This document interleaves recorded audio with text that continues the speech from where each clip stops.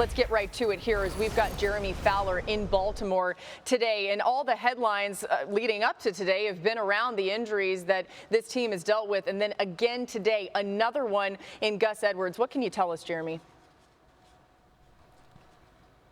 Well, Laura, they're still undergoing tests with Gus Edwards, but the early returns are that this is not good and that he could be out for the year. And so the Ravens right now are happy that they signed Le'Veon Bell, the former All-Pro, to their practice squad. We talked to Coach John Harbaugh today. He said even before those injuries that Bell had a chance to be activated for the Monday night game. And I actually spoke with Le'Veon this offseason. He said he wanted to go to a place that utilizes the running back in the purest form. He believes he's still in his prime after things didn't work out with the Jets and the Chiefs. He wants to maximize every snap he still gets in this league, and so he is primed to potentially play. And I'm also hearing Devontae Freeman, the veteran, had a really good workout with the Ravens. They could maybe add him as well. And they're going to rely, Laura, on Lamar Jackson's arm even more. There's been a lot of buzz in the building of how well he's thrown the ball. He's been driving it. I watched closely in the practice session that I got to see. He was throwing intermediate and deep balls. Everything was driving it downfield, trying to get some action there. Jackson said he's slightly overhauled his mechanics to throw a tighter spiral.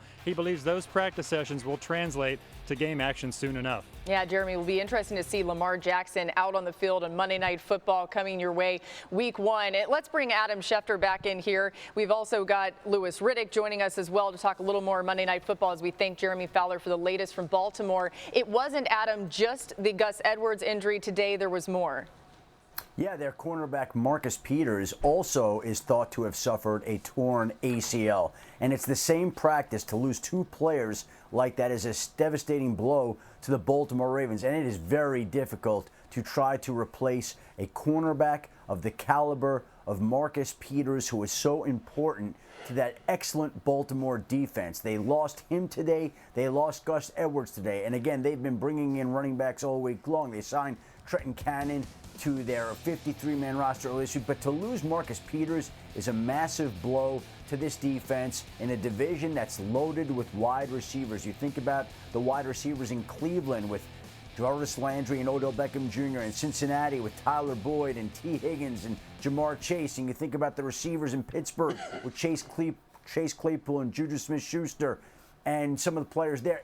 They are in a division chock full of great wide receivers. This is such a blow to the team mentally, psychologically, and it's a blow to those players who've been ready for the season. Now, Gus Edwards, we should mention, did sign a contract extension before the season, roughly $12 million, $8 million guaranteed. So fortunately for him, he has that financial security. Marcus Peters also had signed an extension in recent times. So they are set there financially, but still, what a devastating blow for the team. What a devastating blow for the players. Just a very unfortunate day for the Baltimore Ravens. Yeah, listen, Adam, to your point in the devastation injury-wise, you wonder, can this team sort of pick itself up by its bootstraps and find a way to compete? But in this league, Louis, it's so hard if you don't have your full roster of people, your full complement, when that's what you thought you were going to rely on. You, of course, Louis, will be calling Monday Night Football, this game against the Raiders, where the Ravens will travel to Vegas. Now, with the injuries compounded on the ones we already knew about, what are you looking out for in this one? Yeah.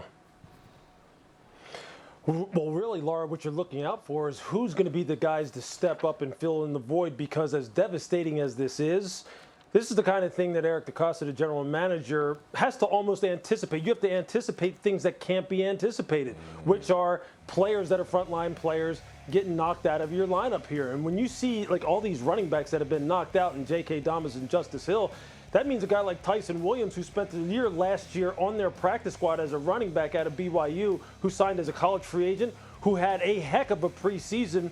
You're up, man. It's your time.